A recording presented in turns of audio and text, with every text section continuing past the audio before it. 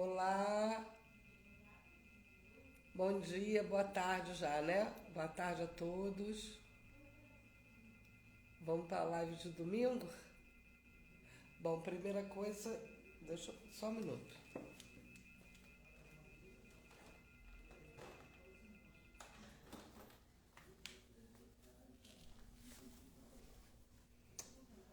Bom, a primeira coisa é convidar vocês para a live de 13h30 lá no YouTube, que é a live da cigana, é a roda domingueira, é onde eu coloco algumas magias, algumas simpatias do povo cigano, aquilo que eles usam no dia a dia. Né? É uma live rápida como essa daqui. Isso mesmo. É uma live que acrescenta na vida da gente, nas pequenas coisas. É a magia do dia a dia. Né? Como todo mundo sabe, aqui é uma escola de magia. Coamo significa isso, Escola de Ciências Ocultas e Alta Magia Orion. Então aqui a gente estuda a magia das ervas, as curas, né, que são feitas com as ervas, com as simpatias trazidas pelo povo cigano, pelos caboclos, pelos pretos velhos, né? E tantas outras magias que nos são apresentadas com o tempo, né?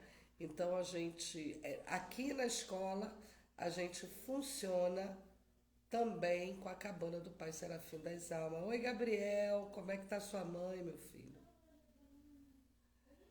A gente funciona com a nossa cabana do Pai Serafim das Almas, que é a nossa Umbanda, né? E a cabana, ela funciona tendo as giras, os atendimentos. A gente vai publicar hoje a nossa agenda. Quem quiser nos visitar, seja muito bem-vindo, né?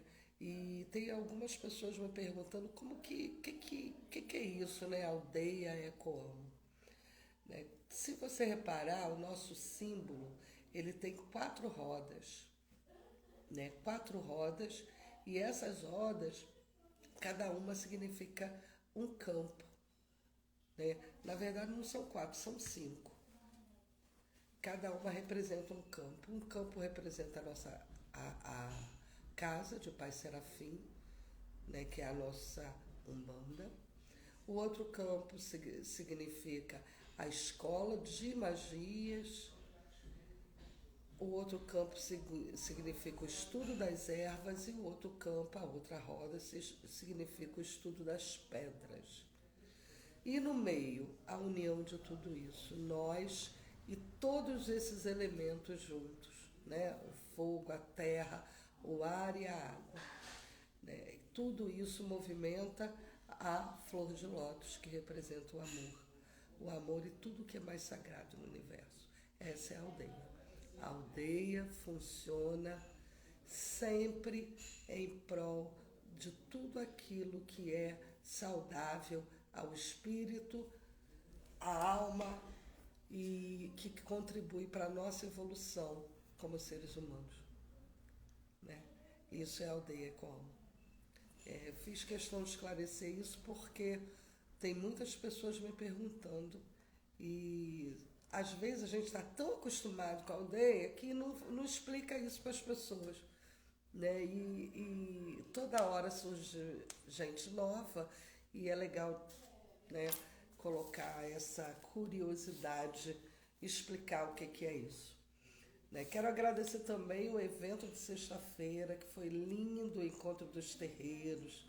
Né? Eles nos deram uma moção de participação, né? E foi assim muito saudável para a gente, foi esclarecedora, né? E foi uma força muito poderosa do nosso povo junto, né? Lutando contra o preconceito, contra o estigma e mostrando o que é ser preto no Brasil, o que é ser terreiro no Brasil e essa força que une o nosso povo de terreiro.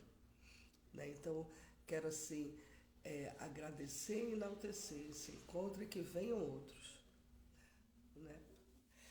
E vamos hoje com a nossa mensagem. Oi, Aninha, tudo bom? Vamos hoje com a nossa mensagem da Boa Nova.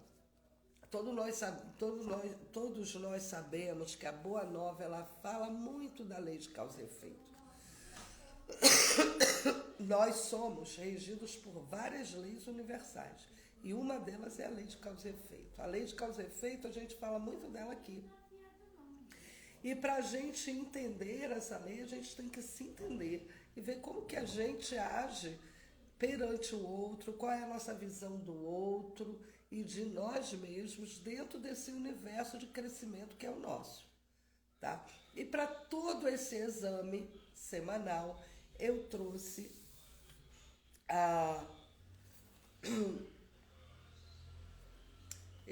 o Itã de Ogum, né? O Itã de Ogum fala: Ogum mata seus súditos e é transformado em orixá.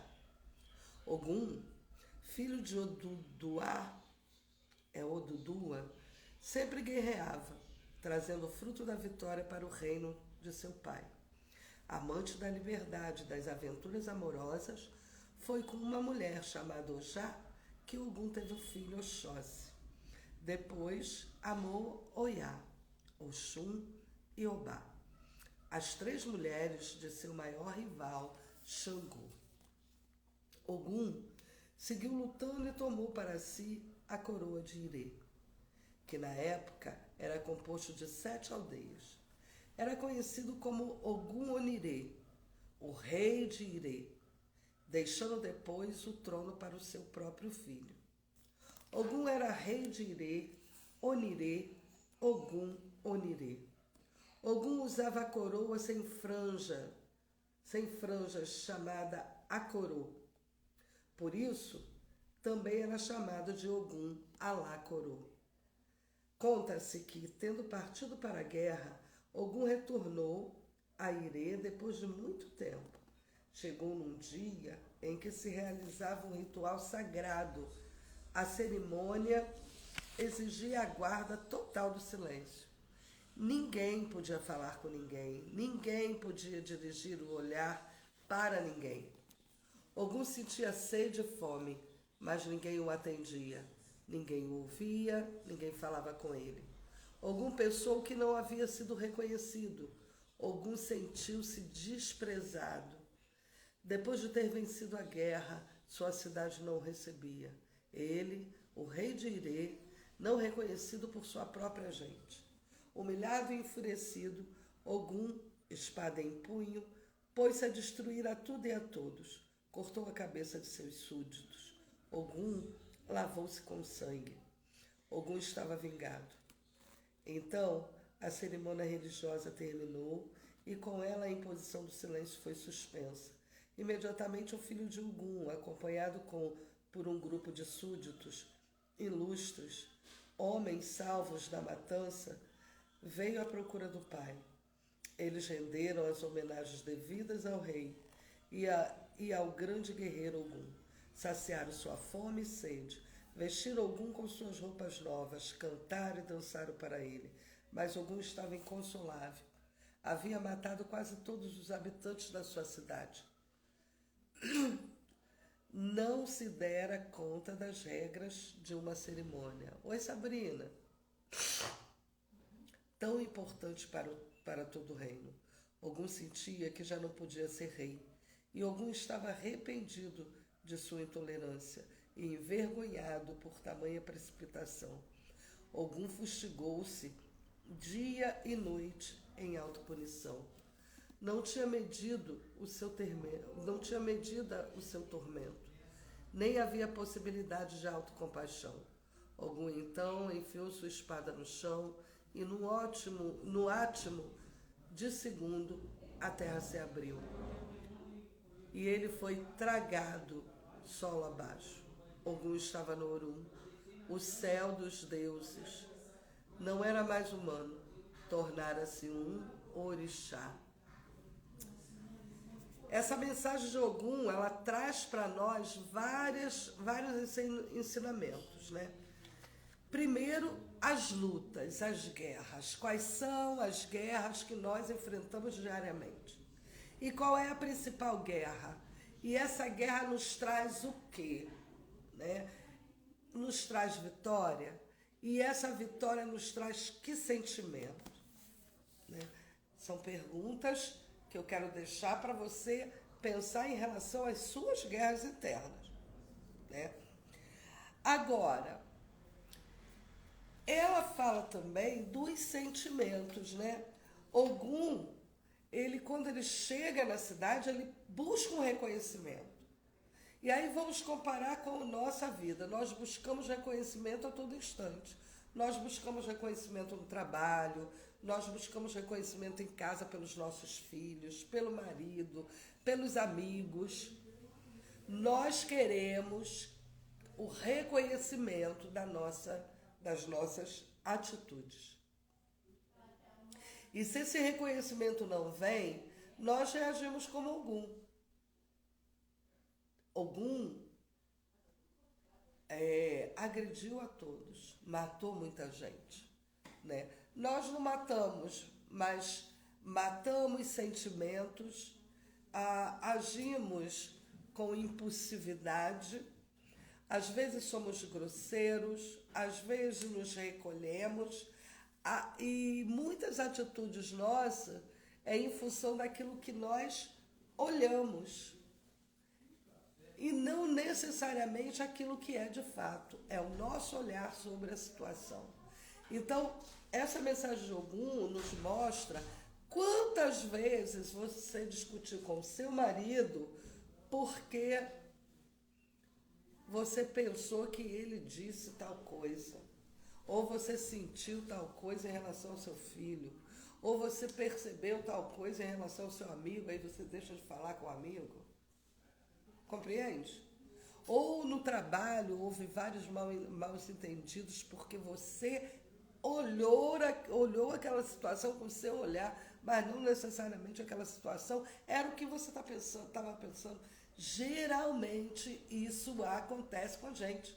A gente olha, fica com aquela sensação negativa do fato, mas a negatividade não é do fato, é nossa.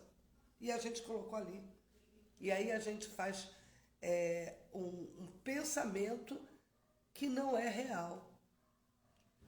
Ou seja, a gente age com pré-conceito que nós estabelecemos dentro de nós mesmos em relação a determinada situação.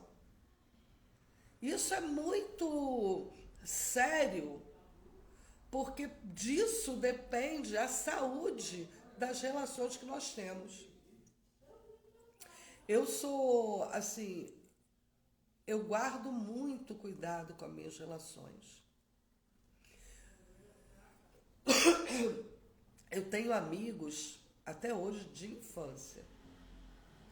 Porque eu estava até conversando com Belinha agora, eu tenho muito cuidado de não limar as pessoas da minha vida, respeitando o tempo delas, sabe?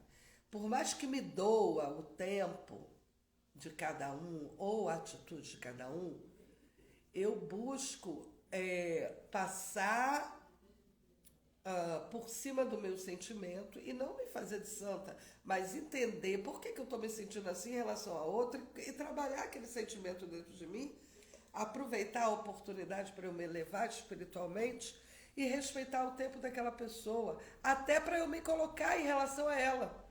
Né? Pô, naquele momento você agiu assim, assim, assim. O que fez entender, o que me fez parecer que era isso, isso e isso. Entende? É diferente de quando a gente coloca percebe uma situação, imagina aquela situação e determina aquela situação. O julgamento de uma foto, o julgamento de uma imagem, o julgamento numa festa, tudo tem a ver conosco. Por quê? Porque nós influenciamos no meio, porque nós somos sujeitos naquele meio. Então, Ogum, ele em nenhum momento ele pensou no outro, ele pensou no sentimento dele. Então, quantas vezes nós caminhamos e não aproveitamos uma determinada situação porque nós estamos enfurnados dentro do nosso próprio umbigo, né? E aquele embotamento nos faz ter autopiedade, ter autoestima baixa, né? E muitas situações que era para a gente despontar, a gente não consegue despontar porque a gente não se sente à vontade, não se sente à vontade porque a gente acha que tem que agradar todo mundo, se não agradar todo mundo, não é bom. Tá entendendo como que o meu olhar, ele influencia muito em tudo que eu vivo? Ogum, ele cometeu uma justiça muito grande. E nós o tempo todo cometemos várias injustiças por conta da nossa atitude. De arrogância, às vezes arrogância. Às vezes nós somos muito, muito, muito intolerantes. E às vezes nem percebemos que somos intolerantes, impacientes, agressivos, né? Ogum matou. E muitas das vezes a gente mata com atitude. A gente não mata fincando uma faca no outro, mas a gente mata desprezando o outro, julgando o outro, condenando o outro, né? E às vezes a nossa atitude acarreta um dano imenso num trabalho espiritual grandioso, que poderia atender milhões de pessoas, mas o meu ego vai lá, interfere em todo o movimento da obra. E aí a obra tem que reiniciar tudo de novo para atender as pessoas. Tudo por conta do meu ego. Compreende? Olha que coisa séria e comprometedora, e eu posso dizer até kármica. Eu posso dizer até kármica, não, é kármica, porque quando eu interfiro no processo espiritual do outro, eu estou acarretando para mim uma série de negatividades, porque eu atrapalhei a evolução do outro, né? E aí entra a lei de causa e efeito. O que eu ando fazendo? Como que eu ando olhando as situações? Como que eu ando me vendo no contexto em relação aos outros? Qual o olhar que eu tenho de uma imagem, de uma situação, do meu centro? Qual é a imagem? Né? Eu estou ali para quê? Para evoluir ou para ser aplaudido? Quando eu faço caridade, eu faço para quê? Para evoluir ou para ser aplaudido? Qual é a força que move o meu choro? Qual é a força que move a minha ação? Qual é a força que move a minha atitude? Qual é a força que move o meu pensamento? Realmente. Porque no final de tudo isso, Ogum viu tudo de ruim que ele fez. E o arrependimento dele foi real. Oi, Paty. Foi tão real o arrependimento dele que ele foi levado a Orum. E ali ele virou orixá. Será que quando eu peço desculpa ao outro pelo mal que eu fiz, eu estou realmente pedindo desculpa? Eu realmente aprendi aquela lição e não mais vou errar naquilo? Eu me comprometi com aquele aprendizado? Eu tive um aprendizado? Ou foi só, desculpa aí, meu irmão. Pô, infringi isso, então, desculpa aí. Ogum realmente se arrependeu. Ogum realmente aprendeu a lição. Né? Porque alguns falam assim, poxa, mas pera lá, ele matou todo mundo. E ele ainda virou orixá. Ele não virou orixá porque ele matou todo mundo, ele virou orixá porque ele realmente entendeu que ele tinha sido injusto e ele se arrependeu profundamente. Ele fez o aprendizado da situação. Quantas vezes a gente passa pela situação e a gente não aprende nada? Né? Então, vamos olhar o que a vida tem colocado para nós e o que nós temos aprendido com ela. Para que a gente possa encontrar aquilo que Ogum encontrou, a liberdade. Né? Porque se tornar orixá é se tornar livre dessas pequenas coisas, da arrogância, da prepotência, né? Da vaidade, a vaidade de fazer uma caridade, a arrogância de querer ser reconhecido como quem sou eu de fato, né? Qual é a importância que eu tenho dentro desse universo? Então é compreender tudo isso, nos entender como seres reais e reconhecer quem é Deus dentro de nós, de fato, né? Quem é esse Deus poderoso que de fato habita dentro de mim? Quem sou eu enquanto Deus? Porque eu sou fagulha divina. Eu estou honrando essa fagulha que eu sou. Eu estou de fato amadurecendo, fazendo o que eu tenho que fazer, sem querer o aplauso do outro. Quem sou eu com minha vaidade na fila do pão? Fica o reflexo, a reflexão, fica o entendimento. O reflexo, porque o que eu estou refletindo para você e quem sou eu para você dentro do seu julgamento? E quem somos nós para julgar o outro? Né? Essa reflexão